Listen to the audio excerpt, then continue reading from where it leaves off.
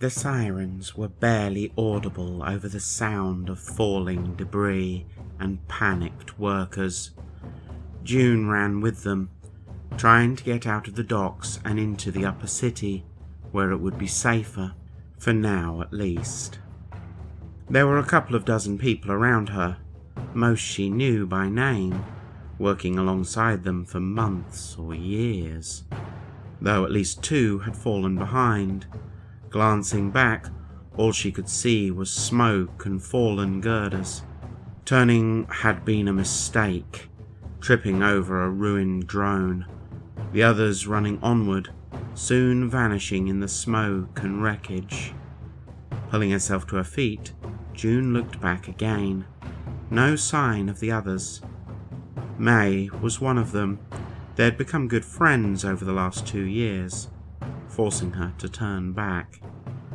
As she walked, calling out for May, the power began to fail. Even the siren sounds were intermittent, allowing her voice to carry further. The path was harder to follow now. Partial collapses of the loading area, along with thousands of cargo modules and containers scattered and torn. It didn't take long to reach a split in the path, neither looking familiar. June looked back. There was no chance she could have gone the wrong way. This was the first junction she had found.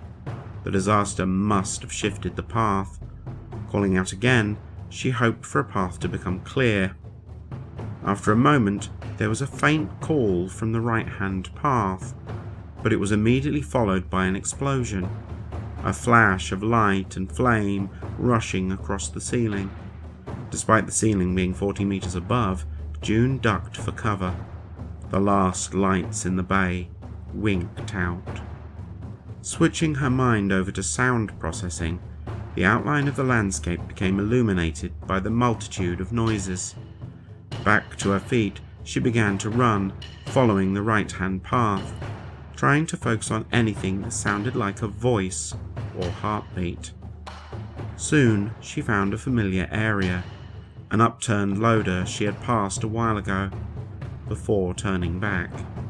The faint sound of a heart not far beyond. Climbing over the loader, she caught sight of May and Cookie, both laying among the debris, though there was no heartbeat for Cookie, as scaffolding pierced his chest and leg. May was pinned by the same debris that had killed Cookie's body, though she was still breathing. Making her way around the scaffolding carefully, it didn't take long to reach her, unconscious but alive. Grabbing her polytool, June wedged it under the scaffold, directing it to begin lifting the structure. She gripped May's uniform and got ready to pull her free. As soon as she could, she pulled her clear, checking for wounds immediately after. Though she had several bleeding injuries, none were immediately fatal, but she would not be able to walk, even if she were awake. The polytool reached its limit and stopped. Though June focused on binding wounds, she ordered the tool to lower the scaffold again, retrieving it as soon as it was finished. She dragged May back the way she had come, going around the loader and heading for the exit. As June approached the junction where she heard a call, another explosion knocked her to the ground, the sound of rushing air in its wake. Thick, black smoke pouring into the loading area, any oxygen in the room quickly overcome by the smoke of Venus. Within moments, she was choking. Even May was making wheezing sounds. Alert notifications rolling across her HUD as she began to lose consciousness. The echoes of wind and debris illuminating a shape descending toward her. As she drifted to wakefulness, she could feel hard, uneven metal around her, the warm body of May pressed against hers, and a mask over her face.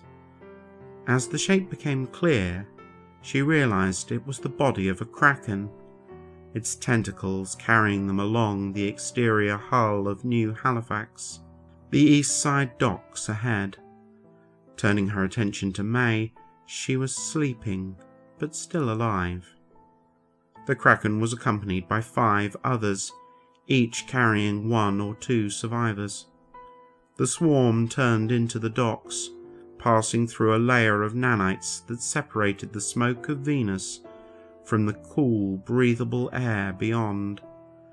They landed beside a nurse's station where dozens of others lay.